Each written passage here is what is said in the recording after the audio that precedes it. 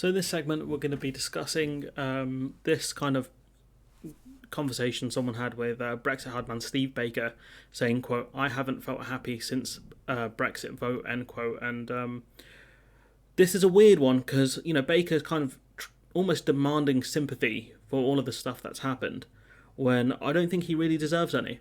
So earlier this year, Steve Baker, a Northern Ireland minister, felt something different for the first time in more than 6 years. Quote, "I said to my wife, I can feel this strange feeling inside me. I think it might be happiness. On the one hand, it makes me joyful, but it's also tragic because I realised I haven't felt happiness since the Brexit referendum," end quote. And that's from Steve Baker. So clearly, since 2016, something's gone wrong. He said, quote, "I'm feeling so sad and unhappy I can't stand it. I feel the future is hopeless and that things cannot improve. I feel I am a complete failure as a person. I feel guilty all the time. I hate myself. I believe I look ugly. I would kill myself if I had the chance," end quote. And that's really dark. That's really, really dark stuff there. He said the trigger, he says, was, quote, "extreme stress," end quote, as unending Brexit battles and the fight against the coronavirus lockdown restrictions took their toll. And we should remember that he took it upon himself to wage the battles here, these rebellions. No one made him do this. Combined with the fact that he objectively sacrificed his own mental health to make things worse for people in the UK, especially for Northern Ireland, it is hard to feel sympathy for him. It really is, given all he has done. He said, quote, "I feel absolutely worthless as a human being. I felt repugnant, hateful, to blame for all of the troubles that we had, absolutely without any joy, constantly worried about everything to the point of mental torment, a constant state of panic attacks and anxiety. It's not a state anyone should live in," end quote. Since 2016, Baker has never been far from the centre of tumult in Westminster, having led opposition to Theresa May's Brexit deal and played a key role in both her downfall and that of Boris Johnson. He has resigned from government, led the ERG of Tory Eurosceptics through two of the bloodiest periods in parliamentary history, and was one of the first MPs to publicly call for Johnson to go. In Westminster, he became known as the, quote, "self-styled Brexit hardman," end quote, a self-mocking comment he once made in an interview which now he concedes was one of his worst mistakes, saying, quote, "It cost me 2,000 voters in Wickenby. It made a lot of people angry and upset. I really, really regret it," end quote. And is it that he regrets calling himself a Brexit hardman, or is the fact that he lost 2,000 voters because of his Brexit stance? I think it's more down to that, rather than just the nickname he gave himself. Behind the scenes, the facade, Baker struggled with depression. He entered Parliament in 2010, had his first mental health crisis in 2013, when the abuse became overwhelming. He's reluctant to go into detail of it, saying, quote, "I had a really dark episode. It was acute and brief. That was a result of condemnation we get day after day." People told him, quote, "You hate the poor, you don't care." It was really a really dark moment. I'll leave it at that. "I came out of the moment and thought I'm never going there again," end quote. And again, when you look at what the Tories have done, the Tories and the Lib Dems at the time did to people in 2010, is objectively true that they made things worse for poorer people and the lives of the unemployed, and I think more importantly the lives of people with disabilities who physically can't go to work or mentally can't go to work. And people like Baker made their lives objectively worse with austerity, and some of the other votes they did, the changes to the DWP, absolutely horrendous. And so for him to kind of demand sympathy and say, "Oh, all the abuse we got, people said we hate the poor." I mean, is that untrue though? So when people claimed he hated the poor, were they wrong? Perhaps if he thought more about what he had voted for and why, that would have helped him a bit more, understanding his vote properly. Each vote for an MP is a moral judgment, so for him to vote the way he has, are the people wrong here? I don't think so. He recovered and went on to be one of the faces of Brexit, serving as the chairman of the ERG on 2 occasions to devastating effect. His organisational skills and ability to corral colleagues made him the natural choice as he instigated rebellions live from the Commons benches on WhatsApp. He said, quote, "I remember one day we talked about which way a vote should go. Everybody was looking at me because everybody knew I was about to decide which way the vote should go. 75 MPs went through the rebel lobby. I was wielding power again and again," end quote. And that was, under Theresa May, I think, where she didn't have a majority. So for 75 MPs to rebel, she had no chance of passing anything. And I think this is what's eating him: his religious beliefs, and perhaps he's conscious of his legacy.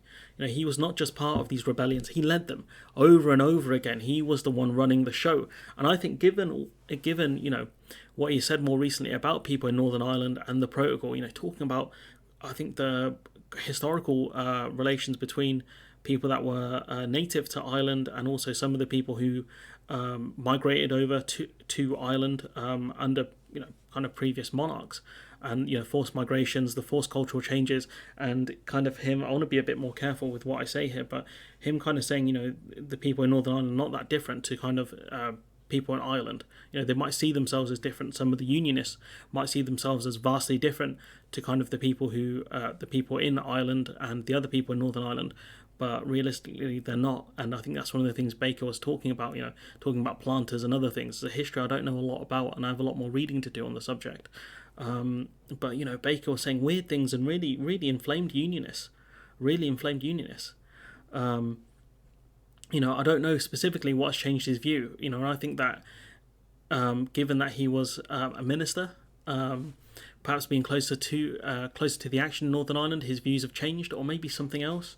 I don't have any sympathy for him, but I can't figure out what specific thing has changed him, or what specific things have changed his views. Matters came to a head in November 2021 after an evening drinking gin with a colleague.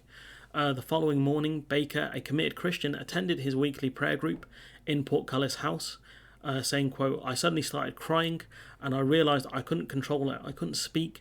I was just clutching myself, sobbing my heart out. I just couldn't control the emotions or tears," end quote. He told his parliamentary staff he'd been suffering from depression, saying, quote, "No staff should have to see their MP like that. I'd been having severe anxiety attacks for a long time, making trouble for myself, then worrying about the trouble I'd made. You can imagine spiraling into this terrible pit," end quote. And then Baker's message is simple, quote, "Anyone who is struggling with their mental health, there's someone out there who loves you," he says. Live for them even if you don't want to live for yourself, and if you really got no one, ring the Samaritans, end quote. And it's ironic that the Tories have decimated the mental health side of the NHS alongside the rest of the NHS. So to actually get help, you're on a waiting list for months, or you have to rely on local charities to help you with counselling, or you have to pay to go private. Calling the Samaritans, I've never done it, so I don't know how helpful they are. I know someone that did, and they said it wasn't that helpful. But I can tell you, going to an actual professional can help you. I can't guarantee you they will, but in my personal life, I can tell you, going to a professional, someone who understands mental health, can help you out, as long as you're willing to try and help yourself a bit. Baker said, quote, "I'm very conscious that there's people out there who blame me for their misery. But it's an unfortunate thing on this question of leave and remain that leaving the EU has caused a great deal of anxiety and anger and depression for a lot of people. But unfortunately, being in the EU has caused a lot of anxiety and anger and depression for people," end quote.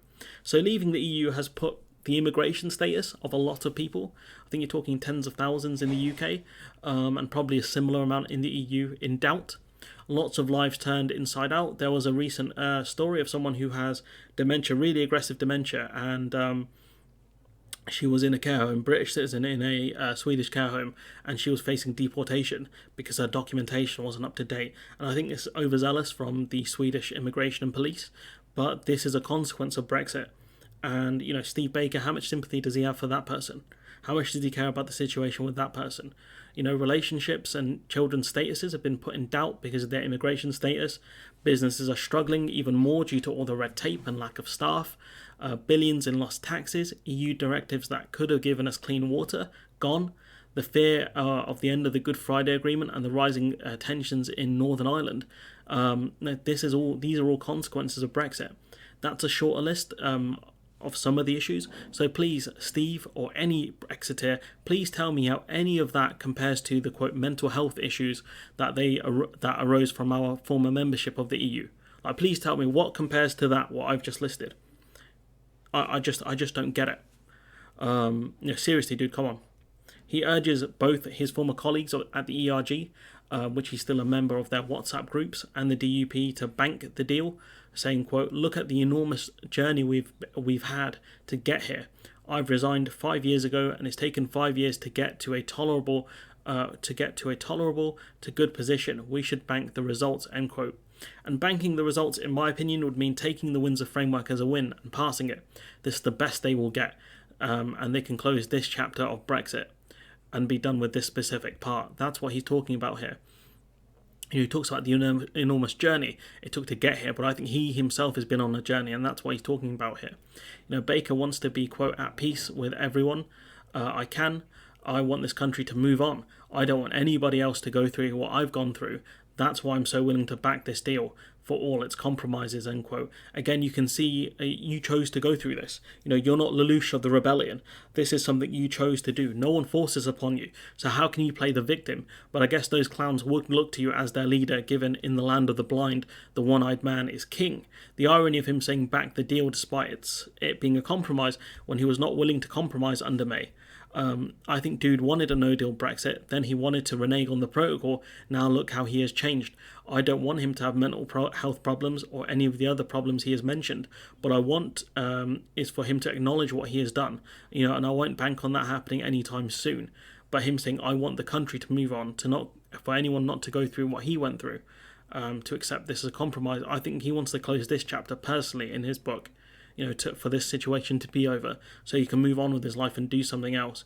And so at least when people look back on his legacy, what he did as an MP, it might be a bit more favourable, because chances are dude will probably lose his seat, let's be honest. So when people question Steve Baker, the MP, they'll say, oh, he got, the Windsor framework done, he backed it in the end. He was on the right side of history. I think that's what he's desperate for here. And I think he's a guy, when he talks about the issues, when he talks about the trouble he kind of created, and then how that trouble kind of impacted him in the party. I think he's a guy desperately thinking about how God might view him because of his religious views, and how people might view him. At least that's my take on it. And if Stevie wants to come on the channel, I'd happily chat to him about this. But I think he's one of those politicians where he looks back on his career and I think he has a lot of regrets. And that's the kind of way I see it. But I'm not sure, without speaking to him directly, I don't know. But anyways, let me know what you think in the comments below. Like, comment, share, subscribe. Support the channel on Patreon if you can. And hopefully I'll see you in the next one.